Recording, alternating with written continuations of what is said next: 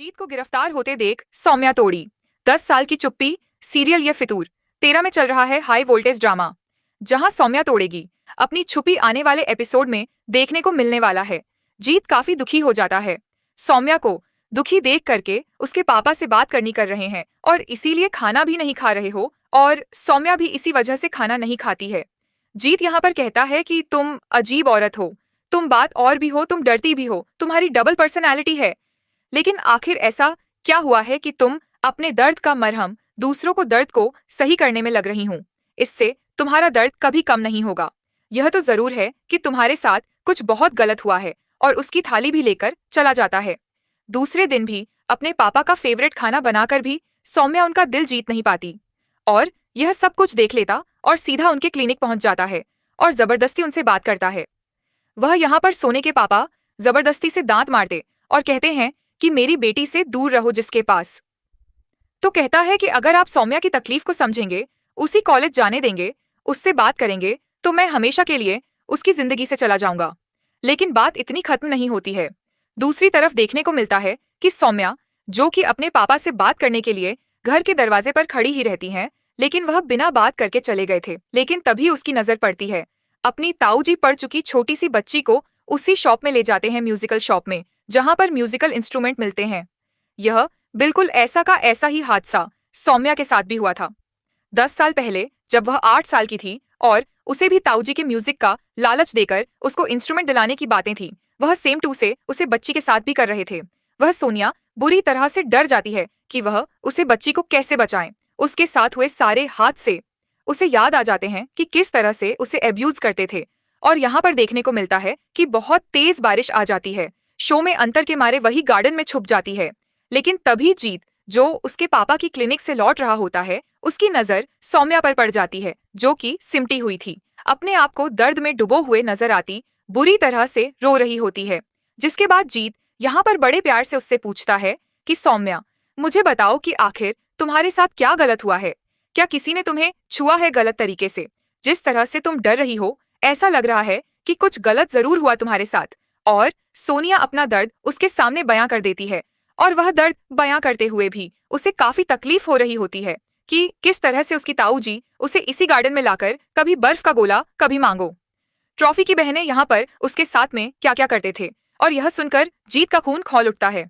दूसरे दिन फिर से सौम्या के सामने ताऊ जी जगराते की बात कहते हुए पीहू को कहते हैं कि पीहू, कल तुम जगराते में बहुत ही प्यारा भजन जाओगे, और उसकी बदले में हम जैसे तुम म्यूजिकल क्लासेस शुरू कर दोगी। उसके बाद जैसे जैसे तुम अच्छा म्यूजिक सीखोगी, हम तुम्हें मैंगो टॉफी देंगे, बर्फ का गोला खिलाएंगे। और वैसे की वैसे स्टोरी होती है, जो बिल्कुल सौम्या वाली होती है। और यह देखकर सौम्या पूरी तरह से पसीना हो जाती है, डर जाती है, अपने आप को सीमेंट की कोशिश करती है। जीत भी सुनकर वह गला जाता है, लेकिन सौम्या ने उसे कसम दिए कि वह ऐसा कुछ नहीं करेगा, और इसीलिए जीत के हाथ बन गए हैं। लेकिन कहानी अब काफी ज्यादा इंटरेस्टिंग तब होगी जब जगराते की रात ताऊ जी वही सब काम उसे छोटी बच्ची के साथ करने वाले हैं, जो कि सौम्या के साथ किया था। अब सोनिया की पूरी नजर ताऊ जी पर होती है, और देखने को मिलता है कि उसे बच्चों के साथ बताओ जी गलत करने वाले होते हैं। और यहाँ पर सो में अंतर के मारे कॉर्नर में छुप जाती है, लेकिन जीत देख लेता है और ताऊ जी को सबके सामने घसीट कर था और पूरी तरह से पिता है। और तभी सांप के सामने यह सच भी आ जाता है कि ताऊ जी अंधे नहीं है। जी हाँ दोस्तों, आने वाली ट्रैक में देखने को मिलने वाला है कि ताऊ जी की आंखें बिल्कुल ठीक है। वह सिर्फ और सिर्फ अपने गुनाहों को पर्दा डालने की खातिर अंडा होने का नाटक करते हैं, जबकि उनकी नजरें बहुत गंदी है, सबके सब ढोकला जाते हैं और जीत के खिलाफ यहाँ परीक्षा लेना शुरू कर देते हैं। सौम्या की पापा इतना ज्यादा पहले से गुस्सा थे, और अब इतना ज्यादा गुस्सा हो जाते हैं कि वह सीधा प्लीज उसको बुला लेते हैं। सौम्या यहाँ पर कुछ कह नहीं पाती, क्योंकि वह पूरी तरह से डर चुकी है। और तभी इंस्पेक्टर जीत को गिरफ्तार करके ली जाने वाले होते, लेकिन तभी सोनिया यहाँ पर चाहिए और जोर से चिल्लाती और कहती कि रफ्तार करना है तो इस बुढ़े आदमी को गिरफ्तार करो, और वह नाम से बुलाती है अपने ताऊजी को। उसके बाद सबके होश उड़ जाते हैं, और सौम्या की माँ, जो इतने सालों से उसे चुप रहने के लिए कहती है, लेकिन सौम्या अपनी माँ का भी हाथ साइड में करते रहती है। माँ, आज मैं चुप नहीं रहूंगी। आज ताऊजी ने एक और लड़की के साथ गलत करने की कोशिश की है। जिसकी बात सौम्या 10 साल की चुप्पी तोड़ देती और कहती है कि उसके साथ क्या क्या हुआ है, और इसीलिए वह सेमी हुई सिमट गई है, जबकि वह कितनी खुश रहा करती थी। और यह सुनते ही सौम्या की पापा की पैरों तले जमीन खिसक जाती है। सबकी होश उड़ जाते हैं और यहाँ पर सौम्या सारा सच बता देता।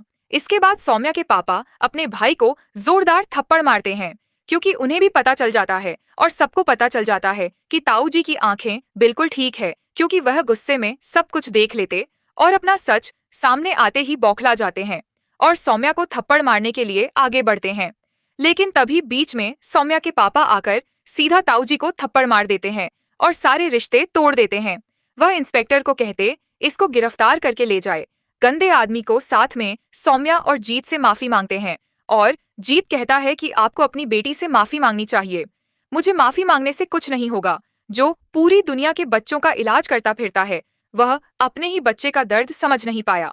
और सौम्या के पापा पूरी तरह से बिखर जाते हैं और वह अपनी पत्नी से भी नाराज होते कि उन्होंने सौम्या का दर्द जानते हुए भी उसे चुप रहने के लिए क्यों कहा।